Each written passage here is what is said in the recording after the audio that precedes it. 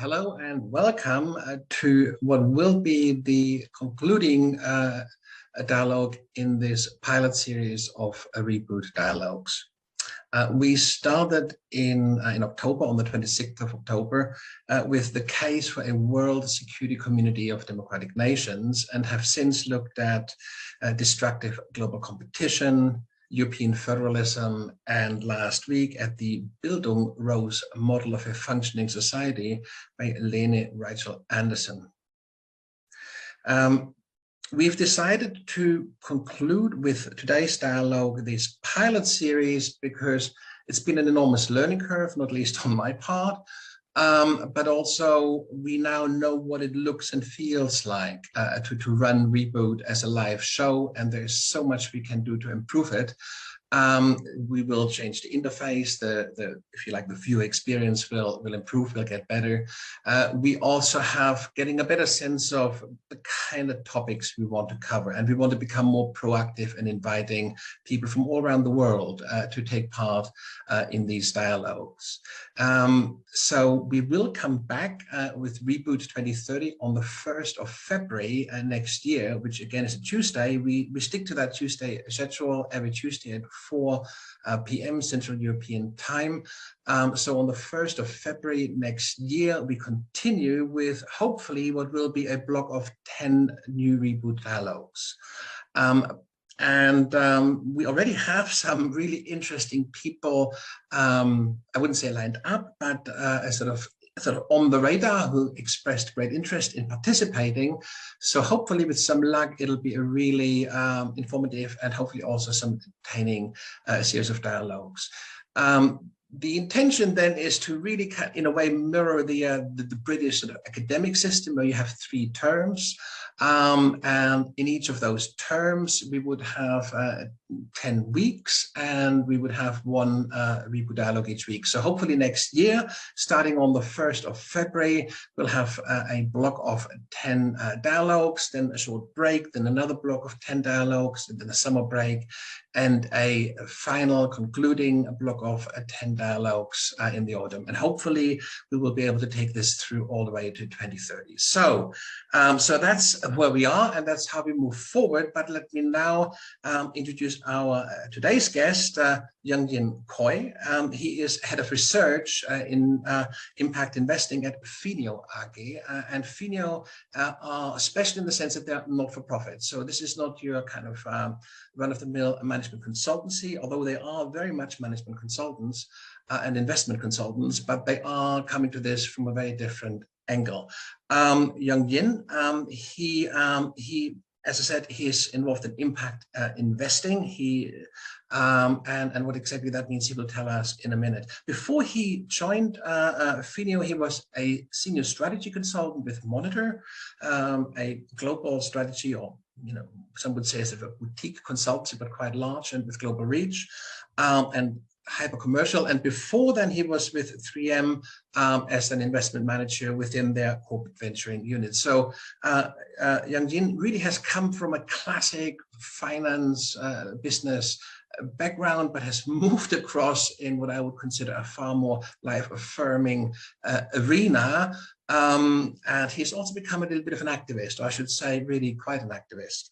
So today he will introduce this notion of carbon pricing and what exactly carbon pricing is and why this is so important. He will, of course, also explain to us. But the idea is that in a world that is really spiraling out of control in terms of climate change, we need to have far more effective means of bringing down, of decarbonizing our atmosphere if we want to have any chance of reaching a livable level of global warming. Carbon pricing is a highly effective method of contributing to that, but it also has its downsides. And politically, it is probably quite hard to push through because it means higher prices. If you put a price on carbon emitting products like petrol and others, then people have to pay more for these goods.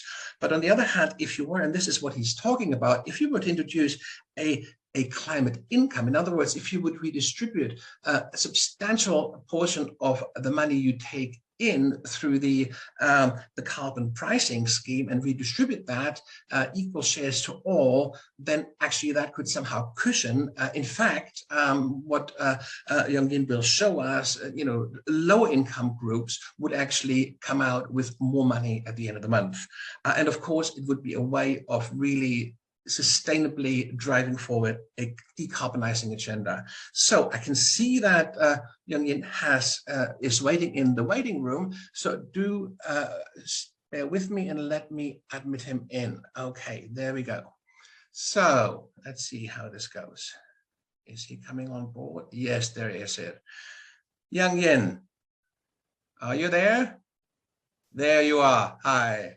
I'm glad. Hi. I'm glad you're here. Yesterday we still spoke German, and today we are speaking English. For you, I don't know, do you speak much English in your everyday life?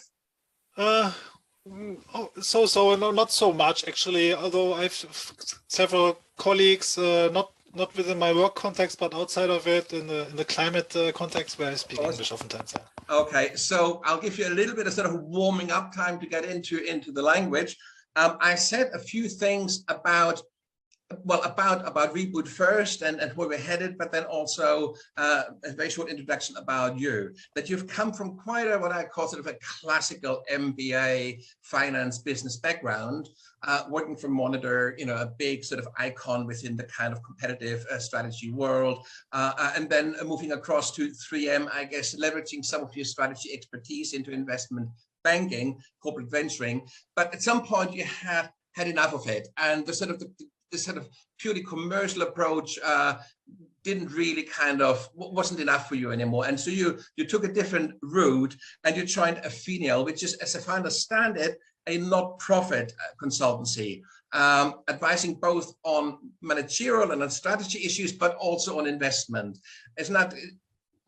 Almost, yes. I mean, the focus of Fineo is impact measurement, management, impact orientation in general, with emphasis on philanthropy, non-profits, foundations, but also including investors. I mean, philanthropy and investing oftentimes is not too far away from each other. Yeah? That's right. So you have come from really quite a sort of a commercially profit-driven environment, efficiency-driven environment, and you have moved from that productivity-driven environment, and you've moved from that to a very, very different world, a very different environment.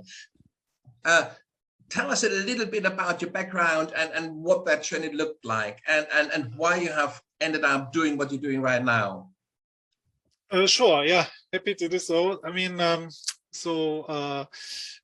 think you can say maybe it started with the first important choice you have to make after you finish school, what to study, and at that time, it was 1998.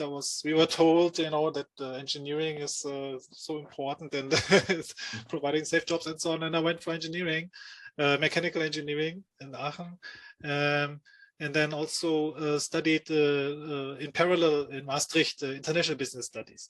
And that's actually where a couple of courses I found very valuable. There was one on system dynamics. There was one on global inequality, quite enlightening. And also during my mechanical engineering study, whenever I had some time, I visited some philosophy, ethics courses. And actually, there was even in the beginning subject that interested me a lot. But I, took a different path, and I wonder how my life would be if I had, studied philosophy, political philosophy or ethics. But anyway, I think I'm pretty glad that I ended up where I am now, and I couldn't have planned it. And when I was with Monitor, I also pursued my passion, in a way, by signing up for this politics, philosophy, and economics study at LMU, which was also something that I enjoyed a lot, even though it didn't provide me with, credentials that I could use in a corporate context. It's really sort of personal development in a way. Yeah, I mean, and then when I was in a corporate VC world, what I found interesting was that we didn't purely invest for financial return, but for strategic value too. So for non-financial outcomes, so we thought about how to measure, how to manage for these outcomes. And so when I became more interested in impact investing, it's there's some similarities how to measure non-financial. Absolutely, but all the while, I mean, just to dramatize it a little bit, all the while the planet was heating up around us, and I suppose the whole sort of climate change debate kind of began, certainly in the last 5 to 10 years, began to move more and more into the foreground and started to kind of, in a way, challenge people's thinking and also people's actions. And how did that kind of influence you, or how did that kind of make you kind of, did it have an impact on your trajectory? Or surely. So I mean, already shortly after I finished studying, so I think there was one influential, or several actually influential books, but there's one by Erich Fromm, To Have or to Be. It's a classic, really good. There was also The Corporation that came out, by Joel Bacon, who analyzed if corporations were persons, at that time, early, I think end of early 2000s, or even before that, and so that they would be characterized as sociopaths by due to their reckless behavior. But and then recently a new book came out, The New Corporation, where he kind of did an update. Now, but so I was already skeptical of the let's say purely profit maximizing kind of capitalism at that time, and I followed the early COPs, and the early negotiations for climate treaties, and I assumed it was early 21st century, right? I assumed that over time reason would prevail, we would find a solution, but it was quite shocking to realize, maybe 3 years ago, that we have massively failed to transform or decarbonize our economic systems, and that somehow much more is needed. So I would say I wrote my thesis on politics, philosophy, and economics in 2012 about the limits to growth, in a way, and game theory. So I was quite aware of the challenge, but it was still frustrating to see over the past 10 years how little has changed, even though the urgency, the climate science also has evolved a lot. So it's bizarre, that we haven't seen much more, much determination. That's right. I mean, if you were to kind of use a bit more sort of business lingo, you could sort of say that we have massively sort of overstated, if you like, the kind of one side of the balance sheet. We've been massively focusing on income and on profit maximization, but we have kind of in a way neglected or even kind of excluded liabilities and costs that if we were to include them, we would be looking at very different profitability profiles, across industry and also across services increasingly. And so I guess what we're saying is that we have to, it's not so much that we have to move away from profit maximizing doctrine, although some would think that would be a good idea, but that's actually not at the core of your thinking, is it? I think what you are saying is it is time that we really account for all the costs.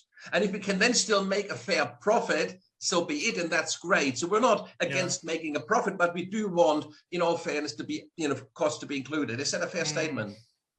Yeah, I would say so. I mean, with maybe some caveats, but the analysis that right now that we're seeing a massive market failure, because external costs are not internalized in market prices, is persistent, has been, and this is the amazing thing, for 30 years perhaps, it became more and more emergent, and actually for the past 10 years maybe, it's really relatively certain that there is a huge market failure. But early I think early environmental movements already pointed this out 30 years ago, and so we have this insufficient response to this for that time period. But yeah, but totally right. And it's about the correlation between profitability and real world outcomes and positive, negative environmental and social impacts. That is the problem. And markets are not supposed to be that dysfunctional and self-destructive, one could argue, right? So if you can correct and create realign markets so that profitability correlates with impact, with positive impact and negative in the right way, I think then we can even, the Friedman doctrine, right? He wrote this paper about the responsibility of corporations. And at that time when he wrote it, I think it was in the 70s, late 70s, last century. At that time, there wasn't such a big, the market failure wasn't that apparent. And I'm sure that even Friedman would have argued that we have to change the legal framework and the way markets, are incentivized. And if that could be changed, then we could even, I think even Friedman would be happy, or in a way, we could still pursue the quest for, optimal returns and profits without having all these negative, impacts. That's right. So I guess sort of leading on to the topic of today's talk, is that what you're proposing is very, very much within the kind of idiom of markets. So you're not suggesting we should kind of, regulate outside of markets or impose some kind of sort of, if you like, market ignorant kind of instrument, but you're sort of saying we need to somehow rectify the kind of failure that exists within markets. So this notion of carbon pricing, in a way, what it does, I mean, I'm talking from a sort of a layman's perspective, and you can correct me on this, but what carbon pricing really says is we have to add, if you like, we have to kind of add to the cost side of it. We have to make carbon more expensive because we're not really, the market by in itself doesn't really take account of our costs. So if you raise the cost of producing carbon or producing carbon heavy goods and services, then we have to factor that in. So, and that, the hope goes, that would then somehow rebalance that kind of like equation. Isn't that a fair way of putting it? Indeed, it would correct for this market failure. It is in fact what economists have been proposing for a long time, right? And we have seen it work in other contexts too. I mean, but I would say it's a pragmatic approach from my personally. I think it's has a lot to do about what we value, how we, there are different types of capital. There's a different definition of success. There are limits to growth, but in the climate crisis is providing us with a very narrow window of opportunity. And so I thought about what's the fastest way to transform our economic system. And there is a lot to say about, how do we measure progress? It's not GDP, right? It's very, very insufficient measure of progress. And it's also cannot be perpetual growth, on a limited, finite planet. But in the near term and midterm, the fastest way to transform markets is to use market forces and redirect them into the right direction, where they're supposed to work. Of course, there is a problem, isn't there, with if you like, pricing carbon, because it's a sort of a tax, isn't it? And if you do that, and I'm just thinking, for example, value added tax, which is another kind of sort of consumer tax, if you like. When you do that, you have a tax system that isn't progressive. So if you are poor, imagine a larger portion of your income will go on consumable products that by definition consume carbon or produce carbon, like petrol, if you have to drive to work and so forth. So one of the kind of key arguments could be from a sort of, if you like, a social justice perspective, that, taxing carbon will hit the poor much harder than the rich. And the solution that you and others put forward to address that issue is this notion of a climate income. Could you just maybe explain that idea within the context of social justice? Yeah. So I think there's different challenges when we think about carbon pricing, and it's regardless whether we price carbon through fees or taxes or through emissions trading, you know, and limited rates to emissions. But the effect is the same, that products with particularly high emissions become more expensive, and they are supposed to become more expensive because we want to change behavior, you know, consumer behavior, producer behavior. The beautiful thing about carbon pricing is that it doesn't just address the supply side or the demand side, but it's supposed to address both sides. So in the end, products and services will become more expensive if they, you know, actually have these damaging side effects in the long term. So, but we have to be careful about how we go about this transition, and how, most importantly, we can ensure the support from the general public, right? So we have this democracy that is really important. Yes, indeed. We have time pressure on the one hand, really, and it's becoming, you know, more urgent every year.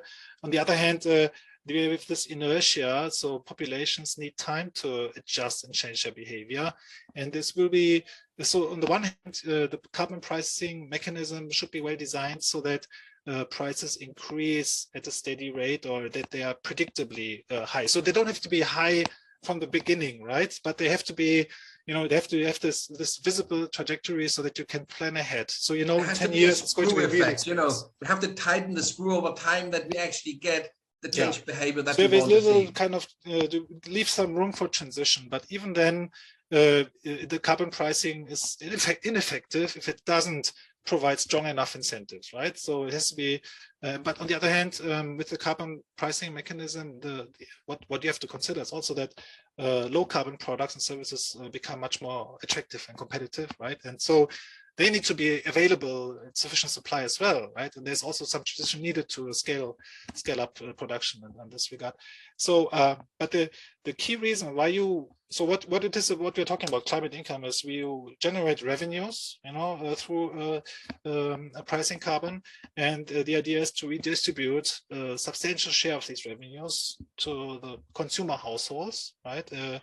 Fairly, equally, you know, maybe by head count or, you know, family size and so on, but in a way so that households are supported financially to better cope with the price increases and adjust their behavior. Right? Okay, so let's just to get this very clear. So people like pay for the if you like the additional the markup on the carbon through the products they buy, the services they buy, but they get this money back. Now, but if I understand you correctly, everybody gets the same amount. So it's not based on consumption. It's not the more carbon I consume, the more money I get back. Isn't that correct? Well, it's the simplest way to redistribute in an equitable way, right?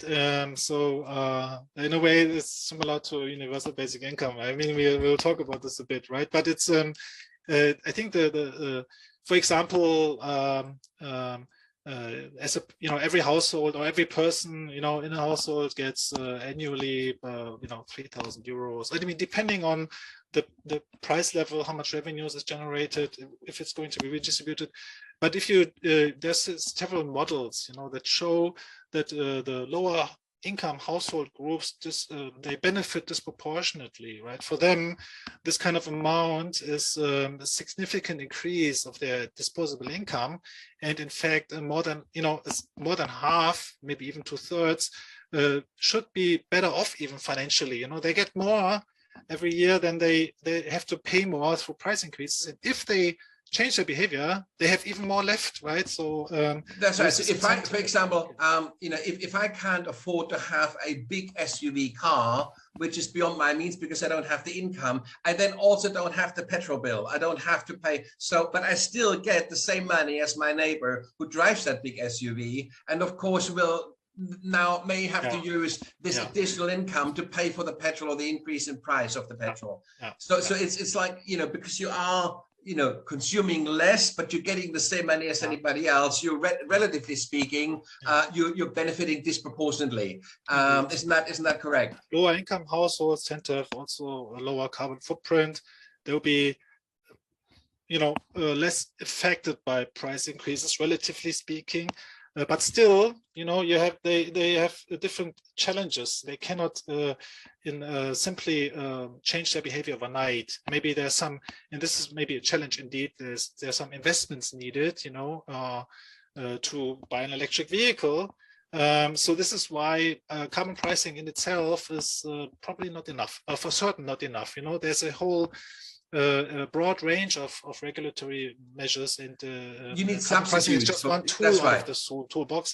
For example, what would be really helpful in addition to carbon pricing is smart, public financing support, so that you can, make these kind of expenditures at zero interest rate, for example, and then becomes more affordable this way. If you're a house owner, you want to put photovoltaics on top, of your house, plus an electric vehicle, plus install a heat pump, for example, and all these ideally without financing costs, it becomes much more attractive to do so and much more feasible, right? It does, but the interesting thing, of course, is again there's a balance to be struck, isn't there? So because if the cake is whatever size it is, and I can either redistribute that to the general population, or I can say I only distribute, for the sake of the argument, 1/3 of the cake and 2/3 of the cake I use for these other measures. And of course, there must be, in a way, because of course, as a politician, I'll be thinking, that's great.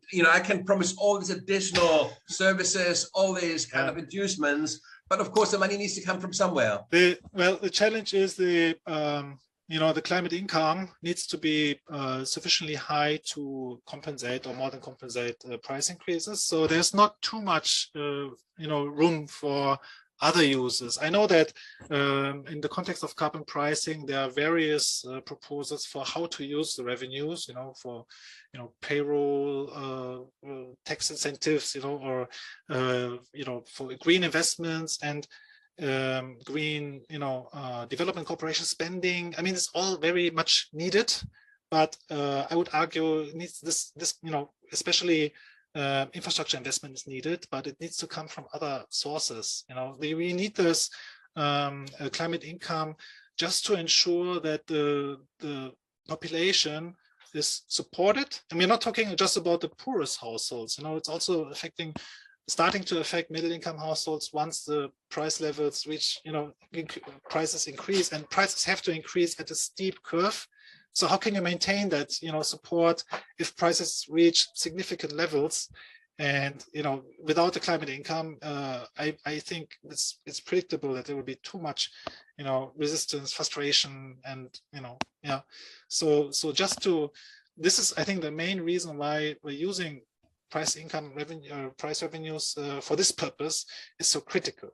And there's a whole other discussion about how to mobilize the funding we need, to make all these investments that are so much needed, but there's a smart way to use public spending. There's a certain fiscal space that I think is underutilized. I mean, we can have another discussion probably about how to mobilize that funding. That's right. So there's an interesting argument that we said we need to we need to have almost like a firewall.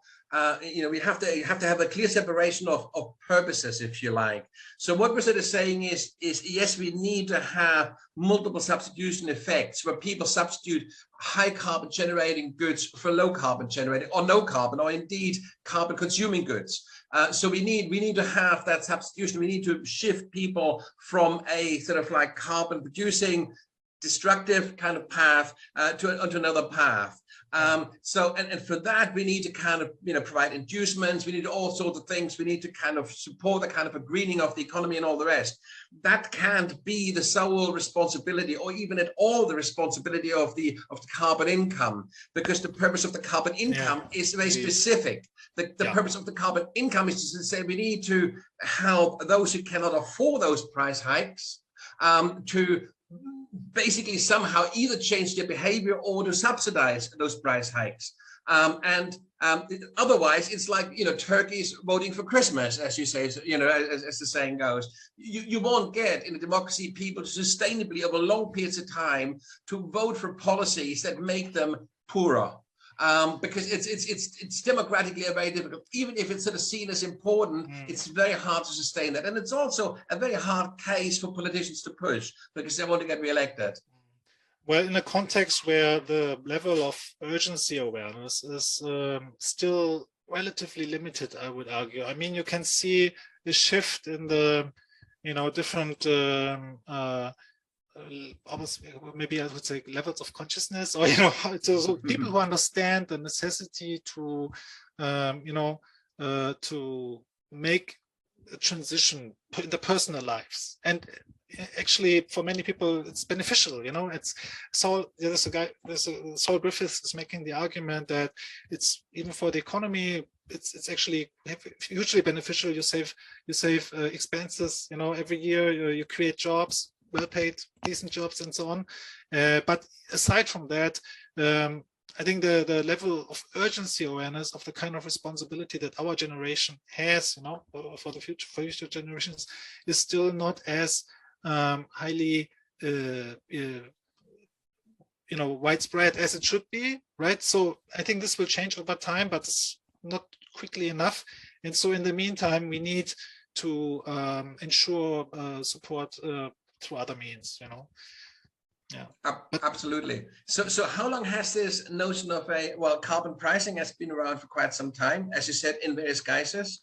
But the idea of a climate income is not so old. It's a more recent idea, I believe. Can you tell me a little bit about how this idea came into being? Who the organizations or maybe even the political parties are that support that notion, and what the state of affairs is when it comes to climate income? Is there much resistance in the world of politics, in the world of business? How is this being looked at the moment? Yeah. Well, so the history is certainly interesting. And I have to say I don't know it too well. So my context, how I came to this proposal, is through the Citizens Climate Lobby, CCL, an organization that is based in the US. Not sure quite how many years ago it was formed, but initially it started in the US. It was also supported by James Hansen, famous climate scientist, and they also went on to gather bipartisan support, right? And so it's something that usually appeals to both political parties in the US. Today it's it has also changed a bit, but still. I think that was one of the early proposals and activist organizations arguing for it. There's over time they expanded, so they also formed a German group, and in other countries there's a European group. So the general idea is, of course, it has to be applied in different regions in the world, and I think that there also has been a lot of resistance, or it's not easy to implement a sufficiently steep carbon pricing scheme. We can see that emissions trading in the EU for many years didn't really work or reach price levels that are sufficient. That's now changing as well, or it's increasing at a certain rate at least, but globally carbon pricing is still totally underutilized, right? But we can see increased momentum, especially in recent years, especially for example, the IMF is promoting carbon pricing a lot, right? And its studies or policy packages that include carbon pricing as well as public spending. So the combination matters a lot as well. So I think the general acceptance has increased and is continuing to increase. It's still politically a challenge, but maybe also because the concept of a climate income, so not just carbon pricing, but in combination with the climate income, is not very common indeed. But what I can refer to is the econ statement. So the statement of economists in the US that also support carbon pricing, and they also argue in favor of a climate income, for example. I mean, it's my sense that you almost can't have one without the other. There's a real block. I mean, certainly it would be very hard to take that into a kind of a party political manifesto for an election. So to say, well, vote for higher energy prices, you know, and you know, it's going to be very difficult. But on the other hand, if you have it as a package, then you could make it work. There is one thing which I find interesting, and is that it's, of course, it's not, carbon income wouldn't be means tested, and anything that isn't means tested, be it a universal basic income or would it be a climate income, is always viewed with suspicion. There is a sort of a sufficient level of understanding that this isn't about giving money to people who don't need it, but this is about, statistically speaking, sort of rebalancing the playing field in a way. It's not easy to communicate, but I think that's from my understanding, one of the hurdles. This isn't money for nothing. There's a clear return on this. That's one thing. And the other, you know, with the means testing, and the other thing, and I guess this kind of goes back to sort of, you know, what people refer to as the Protestant work ethic. This is something people haven't necessarily worked for. So if you work hard and you earn good money, then you earned it. But if you just get it because you're like a citizen of a particular country that has that scheme, then it's a sort of, you know, some people will say, but somebody has got to pay for this, and then there's this, you know, so there's this problem. So, but there is obviously a line of argument that I think could be quite powerful, and that's this idea to sort of say, well, actually, this is about supporting sort of hard-pressed consumers, because, you know, like I'd say, like, you have some kind of statistic, like on the website, like as part of your paper, that sort of shows the distribution of benefit. And I think what we see there is that there's more than 50% of the population would actually have a net gain from this. So I think that's a really interesting case to say, well, this is support. The majority of consumers are increasingly hard pressed to keep up with energy prices, to keep up with, well, any carbon heavy service, and so this is a way of countering that.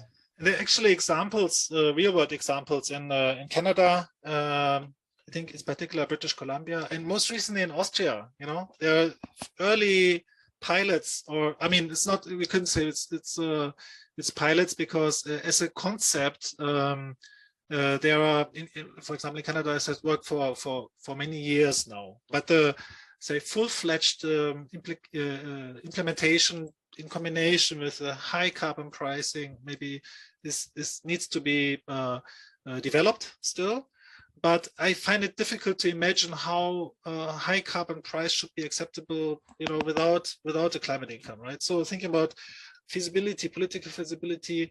And social justice, because and justice, yes. As we said, because obviously the tab would be picked up on the whole. The lion's share of the tab would be picked up by hardworking people who basically just about make ends meet, and they now have to basically shoulder that. So I think it's a very hard sell. And it's not free income, right? So because you have the price increases on the other hand, and you know, but more importantly, it's the incentive function that the better, you know, the more you change and shift your consumer behavior, the more you have left in the end as a net gain, right? So this is also another effect. Initially, when I heard about it, I wasn't sure whether it's not simply, you know, exchanging one for the other. What's the big incentive for households? But you have to take into account that it's also about shifting the competitive landscape and making low carbon, you know, climate solutions much more attractive. And so this is, I think, a key mechanism that's working in the background. While you have, I tell you, of course, one of the big challenges is if you take the universal basic income, and we have this in Germany at the moment, you can run a major pilot, because you can just give like 150 people a universal basic income for the next 3 years and see whether they turn into lazy couch potatoes, or whether they use that money and that freedom to do something really worthwhile that also benefits society. We can, and these pilots are now taking place on the universal basic income side to sort of see how does that play out if we do that. With a carbon dividend or a climate income, that's not really possible, is it? You can't really run it. You can't have a dry run. You have to go for the real thing from the start, because unless you raise carbon prices, there's no justification for the carbon dividend, and that makes it difficult. No, and well, I mean, it's quite different from another. I mean, there are similarities, but we are not talking about replacing income for work. It's really adding to the annual income that households generate anyways. And also it's a temporary measure, so ideally, as we manage to decarbonize our societies, the revenues generated will also become lower, even though on the other hand you have higher price levels, that's right, income, but you have also in ideal it will converge against zero again. Diminishing returns, I think they call that, yeah. And so when we are successful, we don't have to, we don't need to pay climate income anyways. And the demand, and what I also find important about it is that we don't underestimate the need to work on the demand side as well, and it's where a majority of emissions are also generated. And in this way, I totally agree with Saul Griffith. There's so much more that we as consumers, households, as house owners, but also, and this is another challenge, maybe in particular in Germany, is not a high share of house ownership compared to like the US. In comparison, it's lower, and we need to overcome this, structural incentive problem that you have when you're a house owner that is, and on the other hand, when you're just renting an apartment, you have less incentives to invest in, decarbonizing your lifestyle through choices that affect the building, heating system and so on. So this is maybe one thing on the structural side, and there are solutions to it too. There's, for example, a scheme where you offer temperature as a service, as a landlord, right? And so when you make investments that save you costs, you also have an incentive to do so because you benefit from them. On the other hand, as a consumer, you save money by just using less, heating, for example. Or otherwise it just stays the same for you. You don't even notice that the source of heating is going to become different. So these are peculiar challenges in Germany.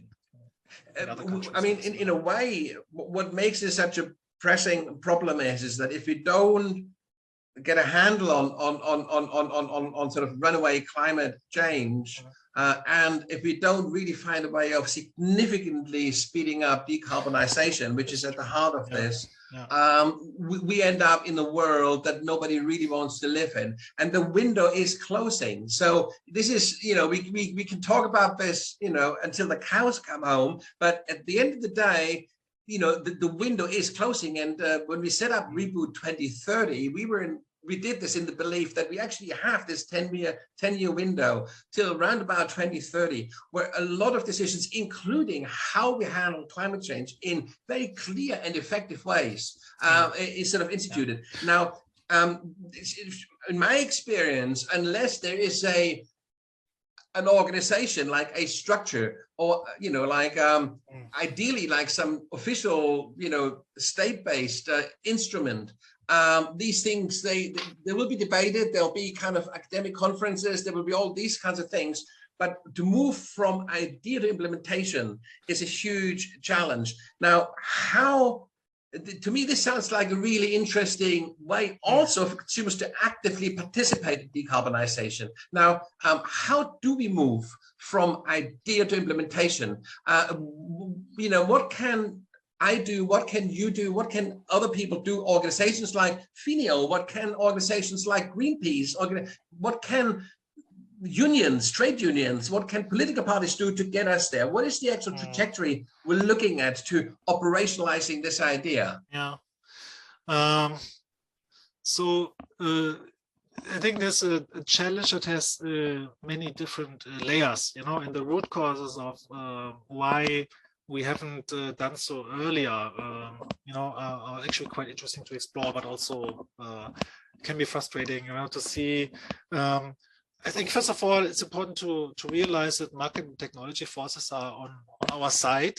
They're not fast enough right now, but it's going in the right direction, and we need this additional push. But the good thing about it is that there's actually quite a lot to gain as well, from investing into a transition. And on the other hand, there is, I think, a misperception with regard to the climate damages and risks, especially among policymakers. As there's just I'm reading a lot about also climate economics, and there's been a critic by Nicholas Stern about how climate economics needs to be updated because they underestimated, various aspects of climate risk and damages. So we need this kind of awareness building effort to make steep carbon pricing schemes more acceptable. We need to promote awareness about climate income as a way to ensure that it's also politically feasible. I still assume that the policymakers, majority of them, may have not heard about it yet. So this is what Citizens Climate Lobby is trying to change by talking directly with policymakers. So training citizens to become lobbyists, for this cause, which is, I think, a powerful intervention that's needed and needs to scale as well. It's a matter of time. We need to accelerate it somehow. I see. So once we create, I think there's a certain threshold. I think there's studies that show once like 20-25% of the population become activists or convinced of an idea, it starts to spread, but before that you don't notice much in terms of change. Oh, I thought that threshold is much lower than that. 3.5% for there's a threshold of 3.5% for non-violent civil resistance, to change systems. Okay, I thought it was much lower. The figure I heard was around about 8%, but that's probably. Okay, yeah, it's interesting it's fascinating literature anyway. I've seen 20%, but so this is a critical mass that you need to reach, and once you have reached it, things start to fall into place more quickly. The other aspect I think is interesting about climate income and carbon pricing in combination is you could start within a region. You don't have to start globally, but over time you can expand. And when you start within a region, of course, you have to prevent carbon leakage. You would do so through carbon border adjustment mechanism, which is the currently proposed. That's really important. Could you very briefly explain what a sort of a carbon border adjustment, what that looks like? Because I think that's a critical issue. Yeah.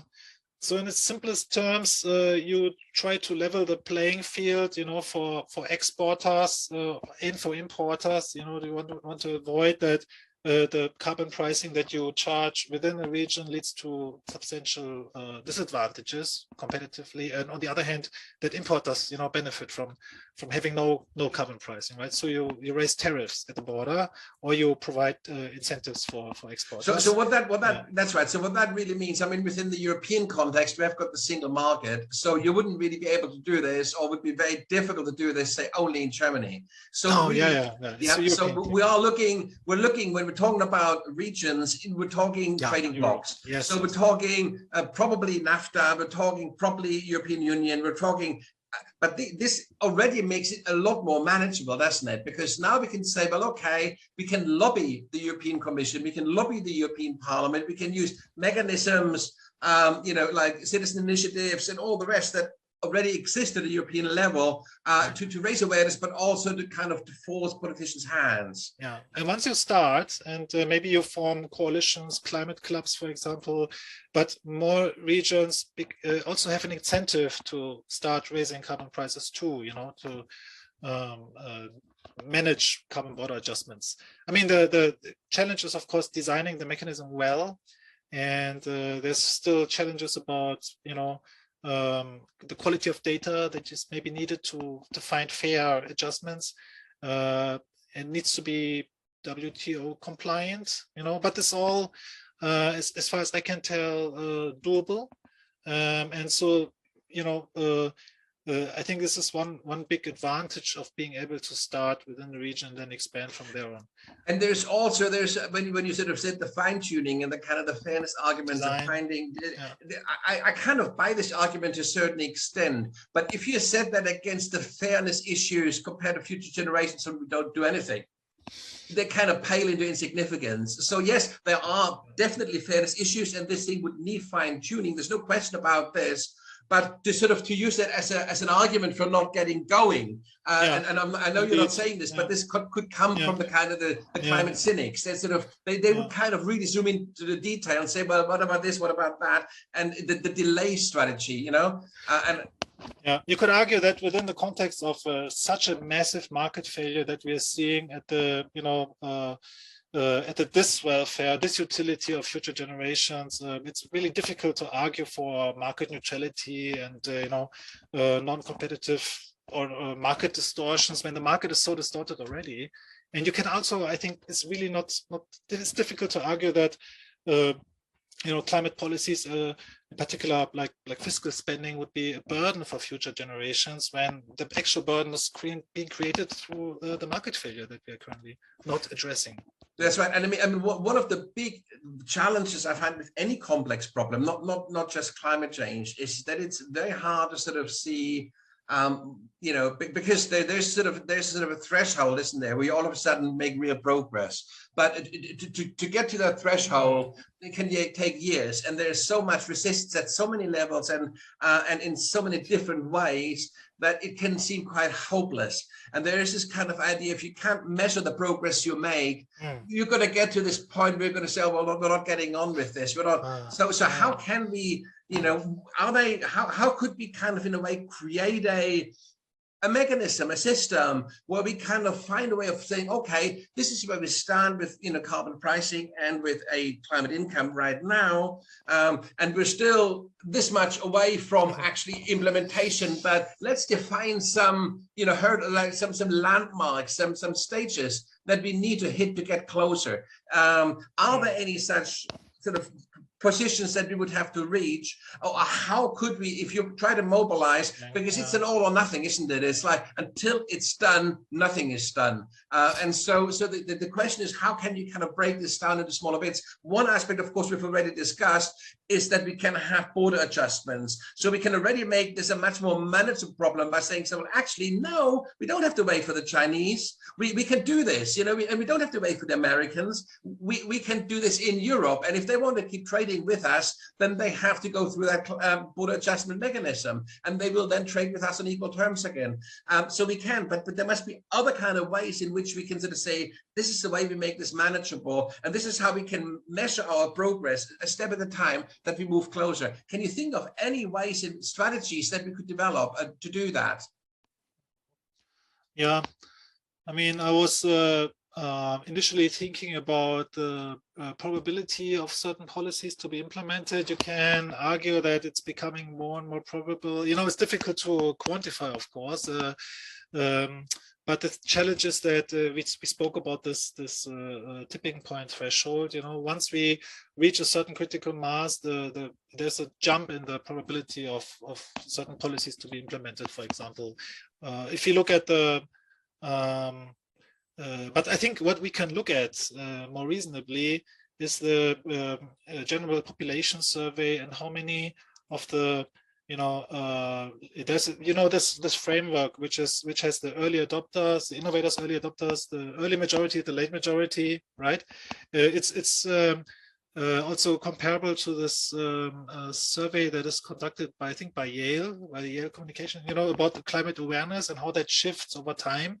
So when we see an early majority becoming more and more, activists and starting to become innovators, right, and reaching that stage, and then we can monitor. I think this is actually an interesting metric to follow.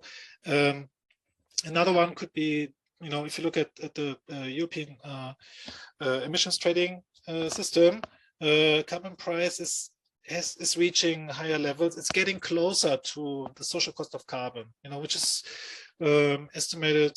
It varies estimates, but I think it's safe to assume between 100 and 200 euro per ton at least, something like that.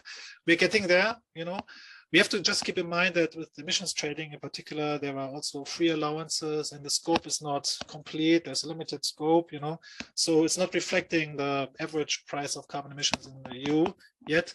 But still, we see progress, and I think there should be some, once we reach a certain threshold, it could also become, change very quickly. So we have this uncertainty about when do we reach that threshold where things start to change very quickly. We just know that we are getting closer.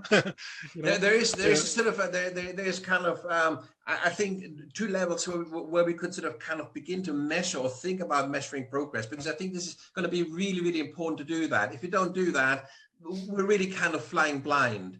So I think there's a real need, and also that'll again have its own momentum. So if we had a website that would basically kind of give these, in a way, quantifies them like a, like a countdown thing, how far are we away from that? And obviously that could be refined, but it would be quite a strong, I mean, the other, just to kind of say that is there's at the European level, there's like among sort of European federalists and kind of also within the Commission, I believe there's a kind of a debate around European taxation. That the Commission or the European Union should be able to tax to generate an income. I mean, like for the EU ever to become a fully fledged sort of federation, that would be one of the next really important steps. And different taxes are in discussion here. One, of course, is a digital tax, as you're probably aware of, where they would be taxing bytes. Another is the Tobin tax and a transactions tax, which is also being debated that this would have to be implemented at the European level. Then there could be a carbon tax, and this is where it leads back to our discussion here. And so, and these discussions are happening at a European level, and there are networks who are pushing for this for their own reasons. They see the benefit of having this extra funding to do stuff. Now, if you had a European carbon dividend, think about this, because you have take the Greeks or the Bulgarians and compare them to the Germans in terms of their income and also their carbon footprint, of course. Yeah. So when you're talking distribution within Germany, then you're talking, like somebody who might be sort of aufstocken, like somebody who receives maybe like, Hartz IV in one form or another as the poor person. But if you look at the sort of European level, then you're looking at a much greater kind of income differential, or if you like, sort of poverty gap between rich and poor. And this could be one way also to bring Europe closer together, because it would have another powerful effect. The high carbon producing parts of Europe, like Germany, France, Northern Italy, they would also be paying the lion's share of that carbon pricing. Yeah, particularly of Poland, Eastern European countries too. The challenge is though that each country has a lot of autonomy still, the European Union is not as cohesive yet, and it depends a lot on all member states agreeing, and but I think it's a structural challenge. We sort of need to manage well, to get to where we need to be. As right now, it's an obstacle, to European implementation. So member states can, maybe they can be encouraged, to use carbon price revenues for climate dividend or climate income, but they cannot be mandated to do so. No. Well, this is the thing. So this would require European legislation, and this would require buy-in of European member states. But I think what we are seeing, and of course, one could develop a kind of a European argument that benefits to poorer European countries, specifically in Eastern Europe and sort of the Mediterranean Europe. The benefits to them would also be significantly greater than to the rich countries. And what you do find is that those poorer or countries also tend to be, on the whole, when you think about Poland, the Czech Republic, and so forth, they also tend to be, if you like, the more conservative, or but the benefits there possibly outweigh the costs significantly. So what I find the problem here often is that we have so many interrelating, interdependent problems that we can't really have a carbon pricing regime just in Germany because of the single European market. But if we want to have it at a European level, then we're basically opening another can of worms where we have to deal with all these other issues. So, but this is the world we live in, isn't it? So, I mean, I think when you are projecting sort of a trajectory forward, if you sort of say, well, carbon pricing, and very closely linked to that, a carbon dividend or climate income. It really is a crucial element and a very effective element within the kind of decarbonizing toolkit. Then the question then becomes, what is the most effective point where we have the most leverage? Is it by going after the European Commission? Is it to basically kind of drive Europe forward to further integration so that these things become possible? Or do we kind of, in a way, do it the other way around? That we're sort of saying we're focusing on, the decarbonization, and then that necessitates a further integration of Europe. From what side? Yeah, I mean, I can imagine that for now. I mean, as long as the carbon price is relatively low, that means that the other regulatory interventions need to be that much stronger. Actually, if you think about public spending or phase out mandates, they need to be stronger. If as long as carbon pricing is too low, but building on what we currently have, the emissions trading system, expanding that, strengthening it. Maybe when we speak about carbon tax on top of it, trying to there are different ways to get to increased carbon prices, and there are other ways, like if you think about what a ban is actually, banning certain products after a certain period, like in 5 or 10 years, we have a phase-out mandate. It's like an infinite carbon price, right? In a way, right? And so there's a spectrum of possible activities. But I wanted to mention, coming back to this earlier question about how to track progress, I think certainly looking at, on the one hand, how in media, news media, in social media, certain topics are being discussed with the sentiment, and the frequency of mentionings or articles that are being published is interesting as well. But in particular, the kind of political parties that make it the government, as after every election, this is the most crucial, perhaps, enabler. This is why the next couple of elections are going to be so important. Well, they're determining the space really, of when you think about it. Yeah. Because beyond that, we're beyond 2030, so there's only 2 more elections within that 10-year window. And that's going to take us up to 2032. So majority of seats, looking at how the seats are being distributed within the political spectrum is maybe one of the other important, So, Young-Jin, if I would invite you back to have another reboot debate, like say in 6 months' time, 4, 5, 6 months' time. Of course, one of the problems at the moment, and this is a huge problem, and not for mankind, is that we are moving at a glacial pace. We're moving at such a slow pace. I mean, if you compare where we've been at COP25 and where we're now at COP26, you kind of wonder what happened in between, and so, what realistically can we expect if we had another talk in 4 or 5 months? What could we realistically expect to have changed, or how can we move the debate on, realistically speaking, within that kind of time frame? Given that we only have 10 years to bring about these changes, 6 months is actually a significant period of time when you think about it in those terms. So the question is what do you think, if we were to have another debate in 6 months or 5 months' time, what do you think we'd be picking this conversation? Would we have the same conversation again, or would we have moved on in certain respects? It's a good question. Initially, when you mentioned 6 months, I was also wondering, thinking perhaps in 1 year, 2 years' time, maybe there's a significant difference to see. But I can only be hopeful. I mean, we have already,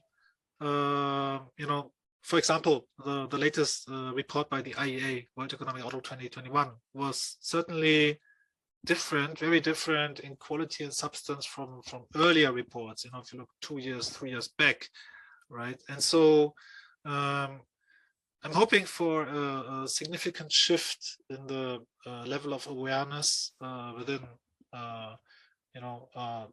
large shares of the population, but in particular political leadership. I'm not sure whether we will see this. I mean, on the other hand, we have new coalition being formed in Germany. Still yet to be seen. I mean, this is the significant event perhaps that will distinguish today from the 6 months ahead. Maybe there were certain other signposts that might happen, but I would feel more confident if we spoke in a year's time to say, there should be visible signs of progress, hopefully. What gives you that confidence? Yeah. Because if we would have spoken at COP25, you would have probably sort of said in 4 years' time, and look where we are. What gives you the confidence that if you don't achieve something in the next 6 months, we will achieve it in a year? I mean, in terms of changing, we're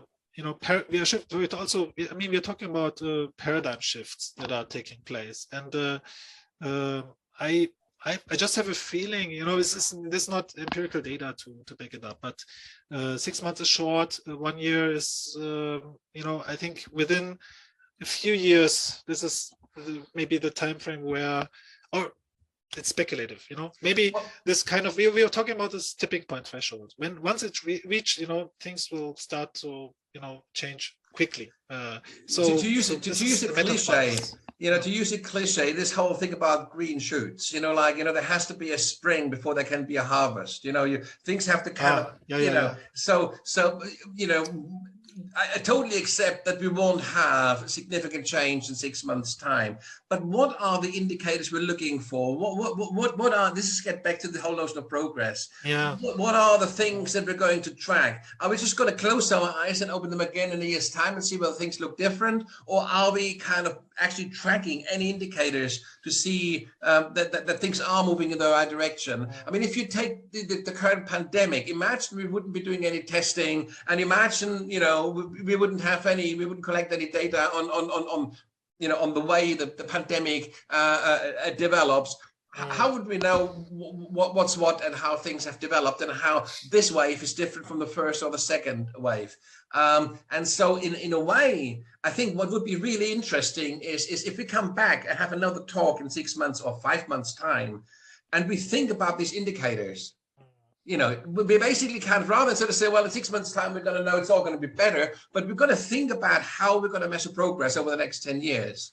How, because this is going to be such a crucial thing. There's a kind of a sort of a truism in management: what gets measured gets done. And if we don't have anything to measure, nothing is going to get done because there's no imperative. People will have to die on a large scale, and then we're going to measure bodies piling up. So I'd much rather measure something else. And wouldn't that be a kind of an interesting thing to do? That we meet again in 4, 5, 6 months next spring, and in the interim we think about progress, how we're actually gonna basically, so that we don't have to repeat today's conversation. Indicators of progress. Yeah, I mean, I like the idea, and I certainly like to think about it until next time.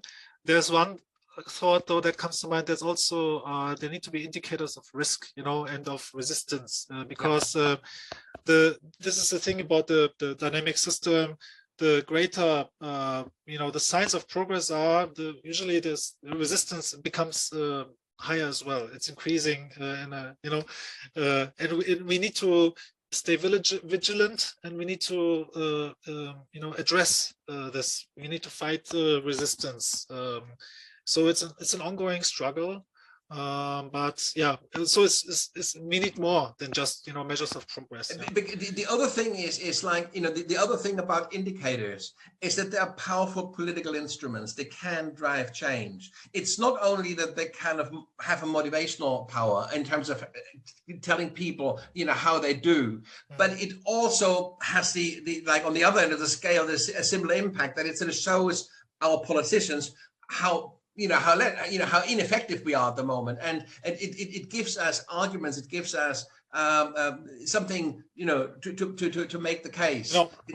Yeah, you know, in the end, the final, as we know, the indicator that matters is the concentration of CO2 in the atmosphere, right? Which is not changing, or it's global temperatures which are not changing. These are the final, you know, indicators in the end that we try to influence. But in the interim, it's still very important to find the social indicators of social tipping points that are getting us there. And I just remember there's also an interesting paper that came out on specifically social tipping points. You know, maybe you know what I mean. Otherwise, I can send you a link to it. But it's you know, important to keep that in mind as well. Yeah. So shall we kind of maybe part on that note that we're planning another sort of dialogue in 4 to 6 months time, and we will think about, you know, about measurement. We will think about how to measure progress and also failure. So that we get a much clearer sense, like a compass of where we are and how we move forward, and something that we could develop and refine over the next 5 to 10 years, so that we have that as a guide going forward, because then we can clearly measure against those indicators. Let's do that. Yeah. Sure. I mean, I'm always interested in general about measuring and managing the impact of at the systemic level, at the systems level, of systems change, you know, of systemic impact too. I mean, there's these also nuances and differences between systems change and systemic impact. Doesn't mean the same necessarily, but it's a topic in general that is currently I think becoming more and more important in the impact measurement and management world. And there's another set of measurements, I think, which, you know, given your job, would be something we could include in this. And this is kind of measuring investment in kind of technologies that would drive change in the directions we want to see things go. So you know, in a way, because obviously that may also be be an indicator of tipping points and how things go. Young-Jin, thank you very, very much. It's been very, very interesting. And of course, as expected, there wasn't a big bang solution, or, you know, we haven't got there. We're at the very beginning of a process of a transformation from a sort of a carbon heavy to a carbon light or a decarbonized world. And negative emissions afterwards. Yeah. This is not to forget. We need to. And we're at the beginning of that journey, and so hopefully we'll have many more of these discussions. And I think as a first step, it would be great to talk about measurement, talk about indicators next time we meet. And of course, somebody like you who's very much coming from the kind of academic field and from the research field, it would be a very appropriate conversation to have. Yeah, I would like that. Thank you very much, Nico. It was a pleasure. Thank you very much, and well, thank you very much for you know, engaging with this process. Thank you ever so much. Cheers. Bye bye. Talk to you again soon. Bye bye.